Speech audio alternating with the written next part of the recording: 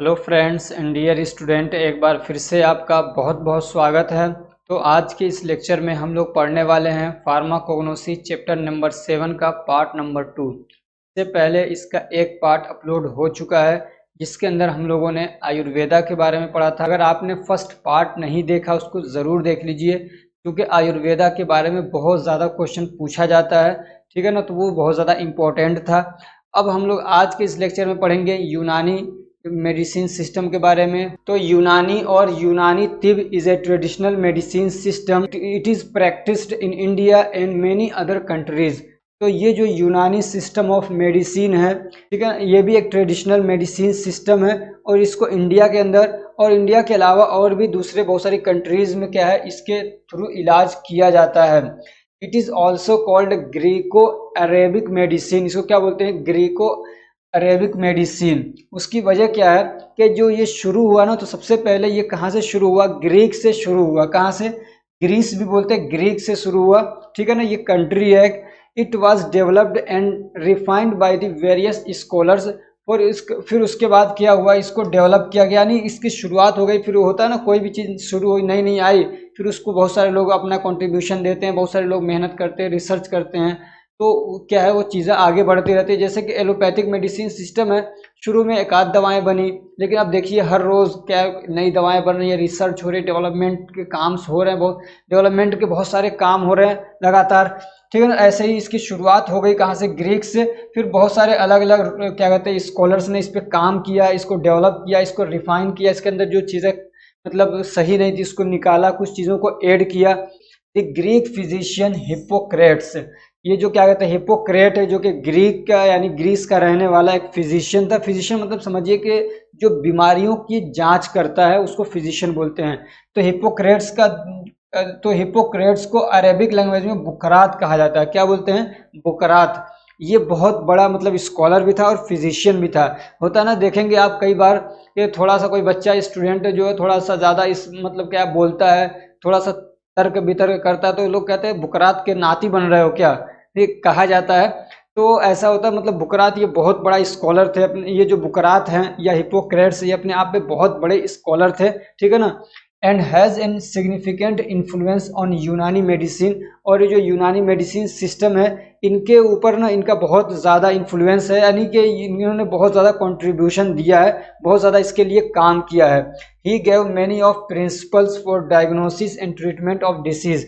तो यूनानी सिस्टम के अंदर बीमारियों को डायग्नोस करने के लिए और उसके ट्रीटमेंट के लिए इन्होंने क्या है, कई सारे प्रिंसिपल दिए। किसने? ये जो हिप्पोक्रेट्स हैं या बुकरात हैं। Hippocrates also called father of medicine. इनको फादर ऑफ मेडिसिन भी कहा जा सकता है। Islamic scholars played an important role in organisation and promotion of Unani medicine system. ये जो इस्लामिक स्कॉलर थे, यानी जो अरब के थे, आपने यहाँ पे देखा ना ग्रीको अरेबिक, तो ये ग्रीस से तो निकला, लेकिन जो अरब के इस्लामिक स्कॉलर थे इन्होंने इसमें बहुत इंपॉर्टेंट रोल प्ले किया, उसको ऑर्गेनाइज करने में और उसको प्रोमोट करने में, ठीक है ना। यूनानी जो मेडिसिन सिस्टम है उसको, यानी ये कि इसको क्या ऑर्गेनाइज करने में, ऑर्गेनाइज मतलब चीज़ें इधर उधर बिखरी हुए हैं उनको किताब की शक्ल में लिख दिया, ठीक है ना। जैसे बीमारियों को तरतीब से लिख दिया कि ये बीमारी है, इसके अंदर ये दवाएं यूज होती हैं, तो उसको बोलते हैं ऑर्गेनाइजेशन, ठीक है ना। यानी एक किताबी शक्ल बना दी, एक मतलब कोई भी अब पढ़ के इसको सीख सकता है, कोई भी चाहे तो इससे मतलब फ़ायदा उठा सकता है। तो इस पे ना इस्लामिक स्कॉलर थे, उन्होंने बहुत काम किया, पहले खुद इसको सीखा फिर उसको लिखा। तो इसलिए ना आप देखेंगे जो यूनानी सिस्टम, तो इसलिए आप देखेंगे ना जो यूनानी सिस्टम की जो भी बातें लिखी हुई हैं, तो वो ज़्यादातर उसमें आपको अरबी के वर्ड्स मिलते हैं या फारसी के वर्ड्स मिलते हैं। इस्लामिक स्कॉलर जो थे या तो अरबी बोलते थे या तो फारसी उनकी लैंग्वेज थी, तो उन्होंने जो काम किया उसको इसी लैंग्वेज में किया। इसलिए आप देखेंगे अपने इंडिया के अंदर, पाकिस्तान है या बांग्लादेश है या और भी आसपास के जो मतलब कंट्रीज़ है जहाँ पे यूनानी सिस्टम चलता है, तो आप देखेंगे कि यूनानी सिस्टम की जो डॉक्टर्स होते हैं उनको उर्दू तो ज़रूर आती है, बिना उर्दू के वो मतलब बन ही नहीं सकते हैं। इंग्लिश में ट्रांसलेशन किया गया, लेकिन फिर भी अभी आप आगे देखेंगे कि अरेबिक के या उर्दू के वर्ड्स बहुत ज़्यादा इसके अंदर क्या हैं, इन्वॉल्व मिलेंगे आपको। और ये जो यूनानी सिस्टम है, आपको मालूम है कि ये इंडिया में शुरू नहीं हुआ, ग्रीक से शुरू हुआ, फिर क्या कहते हैं जो इस्लामिक स्कॉलर थे यानी जो इस्लामिक कंट्रीज थी वहाँ पे इसको क्या है मतलब काम किया गया। अब यहाँ कह रहे हैं कि when Muslim rulers came into India, जब क्या कहते हैं मुस्लिम रूलर्स इंडिया के अंदर आए, many of hakims came with them, तो बहुत सारे हकीम भी उनके साथ आए। जो यूनानी सिस्टम ऑफ मेडिसिन के जो डॉक्टर्स होते हैं उनको हकीम बोला जाता है। जैसे कि आयुर्वेदिक के जो डॉक्टर्स होते हैं उनको वैद्य बोला जाता है, ऐसे ही क्या कहते हैं यूनानी सिस्टम ऑफ मेडिसिन के जो डॉक्टर्स होते हैं उनको हकीम बोला जाता है, ठीक है ना। तो जो क्या कहते हैं रूलर्स के साथ में जो हकीम आए इंडिया के अंदर, तो हु इंट्रोड्यूस द यूनानी मेडिसिन इन इंडिया, तो उन्होंने क्या किया, इन यूनानी मेडिसिन सिस्टम को इंडिया के अंदर इंट्रोड्यूस कराया। और क्या इसको लोगों ने बहुत ज़्यादा मतलब क्या अप्रिशिएट किया, इसको एक्सेप्ट किया और बहुत सारे लोगों ने इससे फ़ायदा उठाया। एक हकीम गुजरे, हकीम अजमल, वो मतलब बहुत बड़े हकीम माने जाते थे, बल्कि सिर्फ इंडिया में नहीं बल्कि वो वर्ल्ड लेवल पे बहुत बड़े हकीम यानी फिजिशियन और डॉक्टर माने जाते थे। उनका कमाल क्या था कि वो हाथ पकड़ के फौरन बीमारी को डायग्नोस कर लेते थे। आप उनके बारे में सर्च करके पढ़ सकते हैं, तो बहुत बड़े वो हकीम गुजरे हैं, हकीम अजमल। उनकी किताबें भी है, जैसे कि हाजिक करके उनकी किताब है, और भी कई सारी किताबें उन्होंने लिखी हैं।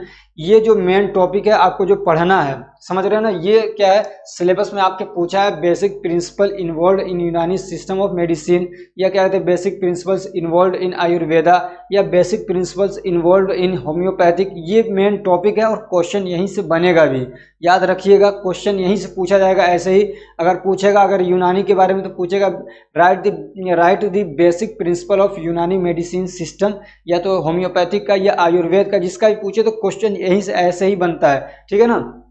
तो according to the Hippocrates disease is a natural process, जो आपने अभी पढ़ा बुकरात Hippocrates,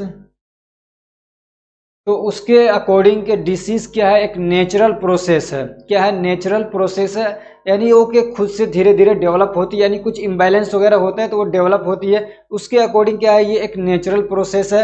and symptoms are reaction of the disease, और ये इनके अकॉर्डिंग, और जो सिम्टम्स दिखते हैं वो क्या होते हैं, वो बीमारियों के जो रिएक्शन होते हैं तो उसकी वजह से सिम्टम्स दिखते हैं। दूसरी बात, according to him there are 7 components in human body, वो कहते हैं यानी इनके ये जो हिप्पोक्रेट्स ये कहते हैं कि ह्यूमन बॉडी के अंदर 7 कंपोनेंट्स हैं। डिस्टर्बेंस इन, ये इज नहीं है, ये क्या है, in, disturbance in these components leads to a disease और इवन डेथ, और इन्हीं जो 7 कंपोनेंट्स हैं उन्हीं के अंदर अगर क्या कहते हैं इम्बैलेंस हो जाता है या उसके अंदर डिस्टर्बेंस हो जाता है तो आदमी को क्या है, बीमारी होती है या फिर आदमी की डेथ हो जाती है। अब वो 7 कंपोनेंट्स क्या हैं, यही मेन प्रिंसिपल है, ठीक है ना। यहाँ से आप यहाँ से लिखना चाहें तो यहाँ से लिख लीजिएगा, या तो यहाँ से, ठीक है ना। ये मेन प्रिंसिपल है जिनके बारे में आपको लिखना अगर क्वेश्चन आ गया तो वो क्या है, सबसे पहला है अल अरकान। अब ये देख रहे हैं यूनानी सिस्टम हम लोग पढ़ रहे हैं, तो ये अल अरकान ये अरेबिक वर्ड है, बहुत सारे लोग इसको पढ़ ही नहीं पाते हैं कि ये है क्या, समझ रहे हो। जिसको अरबी नहीं आती है वो नहीं पढ़ पाता ढंग से, क्योंकि मैंने अरबी पढ़ रखी है तो मुझे मालूम है। ये क्या है, अल अरकान, इसका मतलब होता है एलिमेंट्स। क्या है, एलिमेंट्स। अब इसके अंदर क्या क्या चीज़ें आती हैं, अर्थ आता है, वाटर आता है, एयर आता है, और क्या है, फायर। ये 4 चीज़ें आती हैं इसके अंदर। तो ये आपको पहला समझ में आ गया, अल अरकान। दूसरा क्या है, अल मिजाज। असल में क्या है, ये मिजाज है, ठीक है ना। असल में क्या है, मिजाज। कहते हैं ना आपके मिजाज कैसे हैं, तो उसको इंग्लिश में बोलते हैं टेम्परामेंट्स। क्या बोलते हैं, टेम्परामेंट्स। तो अब इसके अंदर 4 चीज़ें आती हैं।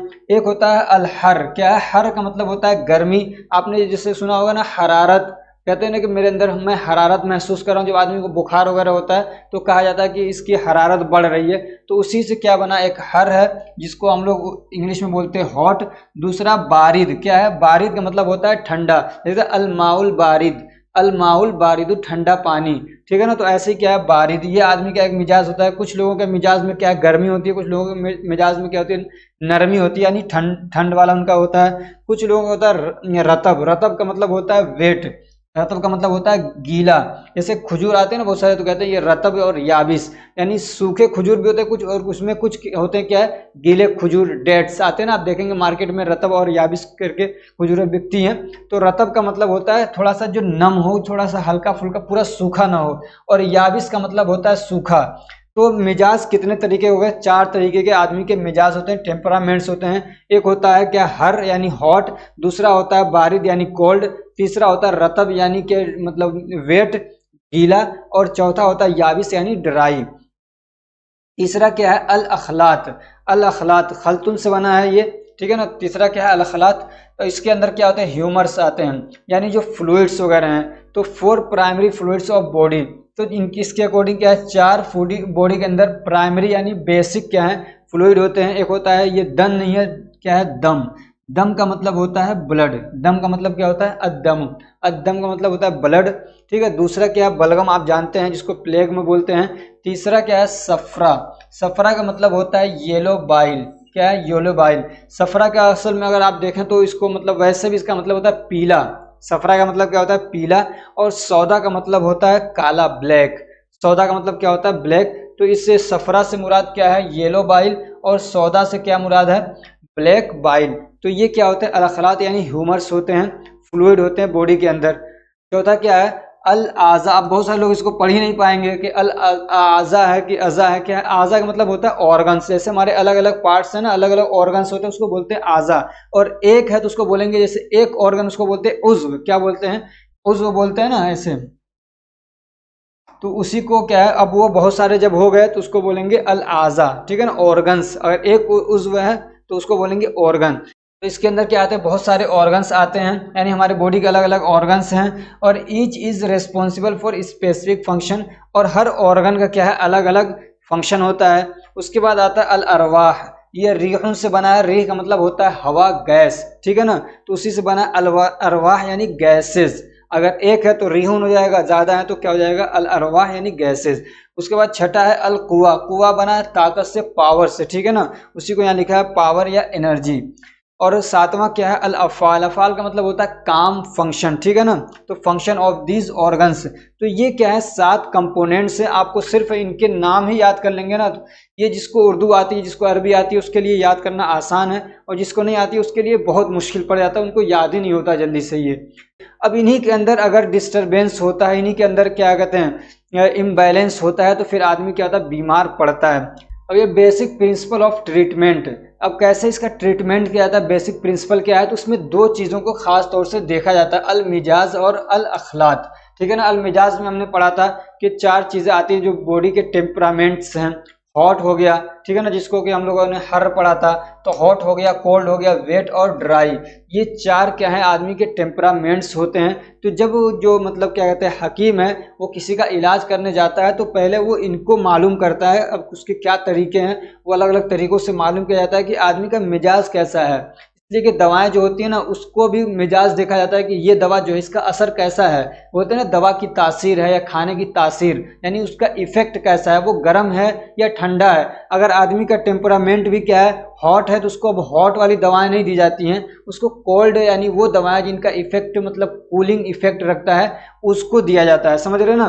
तो ये आदमी का मिजाज पहले वो क्या है मालूम करते हैं। It is believe that each individual has a unique combination of this temperaments, और ये माना जाता है कि हर आदमी का क्या है अलग एक टेम्परामेंट होता है, और उनका क्या है अलग अलग इनके मतलब कॉम्बिनेशन की वजह से, अलग अलग तरीके से इनके कॉम्बिनेशन की वजह से आदमी का अलग अलग टेम्परामेंट्स होते हैं, which make his different from other, जिसको जो कि उसको दूसरों से अलग बनाते हैं, in physical and mental characteristics, physically और मेंटली कैरेक्टरिस्टिक के अंदर, ठीक है ना। हर आदमी का फिजिकल अलग होता है, हर आदमी का मेंटल क्या मेंटल यानी हर आदमी का दिमाग अलग होता है। तो इनके अकॉर्डिंग के क्यों होता है इस टेम्परामेंट के अलग अलग होने की वजह से। और ये अलग कैसे होते हैं अलग अलग, किसी का मतलब हो सकता है कि हॉट और वेट हो, किसी का हो सकता है कोल्ड और ड्राई हो, तो इस तरीके से मतलब होता है कि ऐसे मतलब लोगों का मिजाज होता है, वो आपको हकीम बताते हैं कि आपका मिजाज कैसा है। अब इसमें इलाज करने में जो डॉक्टर होते हैं हकीम कंसीडर्स द मिजाज ऑफ द पेशेंट, वो आदमी का मिजाज देखते हैं। आप इलाज कराने जाएंगे तो पहले आपका वो मिजाज भी देखते हैं, ठीक है ना। And give medicine against his मिजाज, और दवा ऐसी देते हैं जो उसके मिजाज के अगेंस्ट हो। अगर आपका क्या कहते हैं मिजाज हॉट एंड ड्राई है तो आपको दवा ऐसी देंगे जो कि कोल्ड और वेट होगा, समझ रहे हैं ना। तो ऐसे इस तरीके से उनका ये सिस्टम चलता है। दूसरा जो इसमें क्या कहते हैं प्रिंसिपल है इलाज वाले में ठीक है ना। और दूसरा जो ट्रीटमेंट प्रिंसिपल है वो कौन सा है, जिसपे वो फोकस करते हैं, अल खलात। आपने पढ़ा जो क्या कहते हैं फ्लूइड्स हैं बॉडी के अंदर, इनके अकॉर्डिंग 4 बेसिक फ्लूइड्स हैं, ठीक है ना। वो क्या है, ब्लड जिसको दम बोलते हैं, प्लेग में जिसको के बलगम बोलते हैं, उसके बाद आता है येलो बाइल जिसको सफरा बोलते हैं, सफरा मतलब पीला, और चौथा जो है ब्लैक बाइल जिसको बोलते हैं सौदा। तो ये 4 बॉडी के क्या कहते हैं फ्लूइड्स हैं। अगर इनके balance of this fluid is essential for good health, और इनका जो क्या कहते हैं बैलेंस है वो बना रहे तो आदमी हेल्दी रहता है, और अगर इसका बैलेंस खराब हो जाए, इनका रेशियो बिगड़ जाए, तो फिर आदमी बीमार पड़ता है, ठीक है।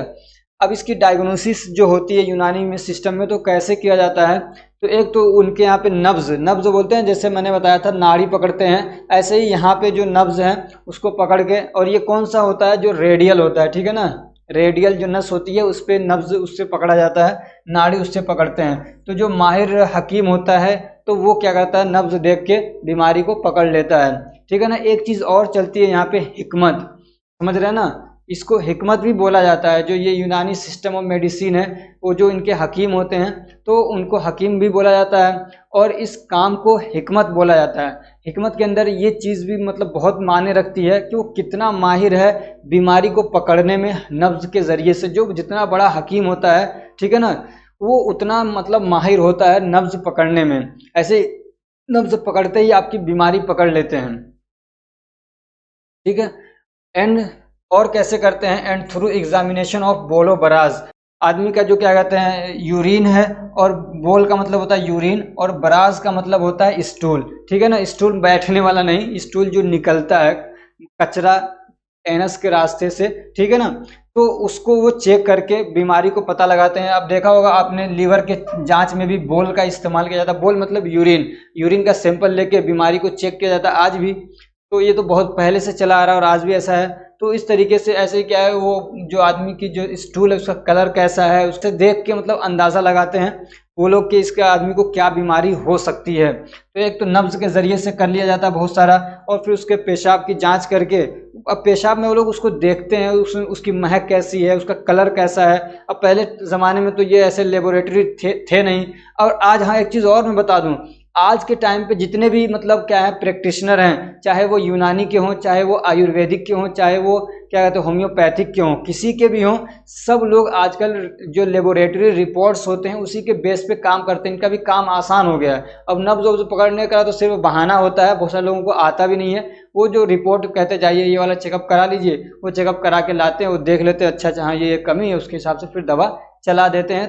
अब ये कि अलग अलग तरीके से क्या है बीमारियों का इलाज किया जाता है। ये जो क्या कहते हैं यूनानी सिस्टम ऑफ मेडिसिन है, तो Unani system focus on restoring the body function. तो ये किस बात पे फोकस करते हैं कि जो बॉडी का नॉर्मल पहले फंक्शन था उसको वापस लाया जाए, ठीक है ना। कोई बीमार हो गया यानी बॉडी का फंक्शन खराब हो गया, तो वापस से उसको लाया जाए जैसा नेचुरली था, उसको बोलते हैं restoring the body function to natural condition. पुराना जो कंडीशन था उस पर लाया जाए। यहाँ पे पर्पस लगा लीजिए, फॉर दिस पर्पस, ठीक है ना, for this purpose it uses different techniques. तो ये इसको रिस्टोर करने के लिए ये जो यूनानी सिस्टम है अलग अलग टेक्निक यूज़ करता है, या आप भी कर सकते हैं जो डॉक्टर हैं अलग अलग टेक्निक यूज़ कर सकते हैं। तो एक क्या है, इलाज बित तदबीर। अब इसको लोग पढ़ ही नहीं पाते, इलाज बित पता नहीं क्या क्या पढ़ते हैं, इलाज बिताबीर, लेकिन असल में क्या है, इलाज बित तदबीर।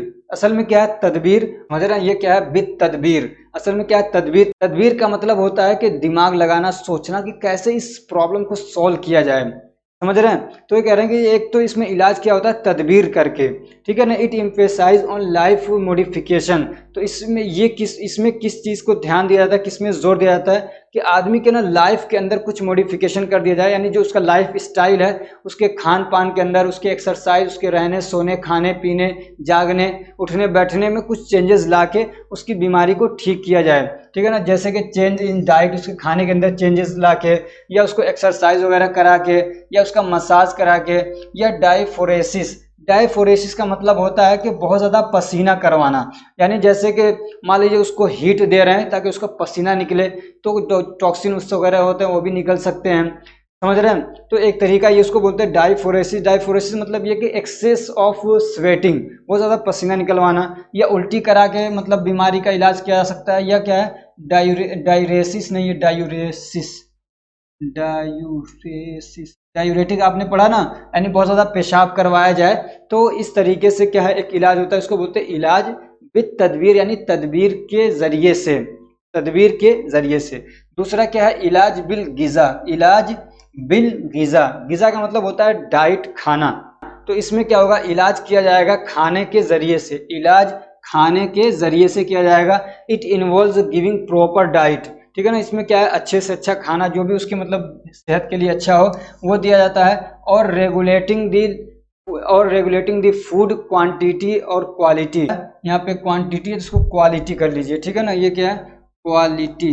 तो क्या कहते हैं, या तो उसको मतलब खाना दिया जाता है, दूसरे कि जो खाना वो खा रहा है उसकी क्वांटिटी को बढ़ाया और घटाया जा सकता है, या उसकी क्वालिटी को घटा बढ़ा के उसका इलाज किया जाता है। एक तीसरा जो तरीका होता है इलाज बिल दवा, असल में क्या है इलाज विद दवा, दवा तो जानते ही हैं, तो दवा और बिल का मतलब है यहाँ पे के जरिए, ठीक है ना, तो दवा के जरिए से इलाज किया जाता है। तो इसके अंदर क्या है बहुत सारी अलग अलग टाइप की दवाएं यूज़ की जाती हैं। वो दवाएं कहाँ से ली जा सकती हैं, या तो प्लांट से ली गई होंगी या एनिमल से, या तो फिर क्या कहते हैं मिनरल्स वगैरह को यूज़ करके इलाज किया जाता है। और चौथा तरीका है इलाज बिल यद, क्या है इलाज बिल यद का मतलब होता है हाथ, यद का मतलब क्या होता है हाथ, ठीक है ना। बिल आप समझ गए हैं, असल में क्या है बी, बी का मतलब होता है के जरिए या के मदद से, या इसको हम ये भी कह सकते हैं कि जराहत, इसका मतलब हो गया पूरे का सर्जरी, ठीक है ना, हाथ से सर्जरी वगैरह करके ऑपरेशन वगैरह करके इलाज किया जाए। This therapy use for surgical procedure, ठीक है ना, तो जहाँ पे काट पीट करना है, कुछ इलाज करना है, जैसे फोड़ा फुंसी हो गए, ठीक है ना, तो इस तरीके से ट्यूमर्स वगैरह उनको निकालना है, तो वहाँ पे इलाज बिल यद भी किया जाता है। लेकिन आजकल इसका मतलब रिवाज बहुत कम हो गया है। अगर ये हमारी कोशिश आपको अच्छी लग रही है तो वीडियो को लाइक करिए, चैनल को सब्सक्राइब करिए और नोटिफिकेशन के बटन को भी दबा दीजिए, और अपने फ्रेंड्स को भी शेयर करिए ताकि वो भी इससे फ़ायदा उठा सकें। Thank you so much for watching. जराहत करने मतलब ये कि ऑपरेशन वगैरह का काम करते थे, लेकिन आज हमको नहीं लगता कि कोई हकीम के यहाँ ऑपरेशन वगैरह किया जाता है। सारे ऑपरेशन अब बड़े बड़े हॉस्पिटल्स में किए जाते हैं, और वहाँ पे जो दवाएं सब होती हैं वो सब अंग्रेजी दवाएं होती हैं।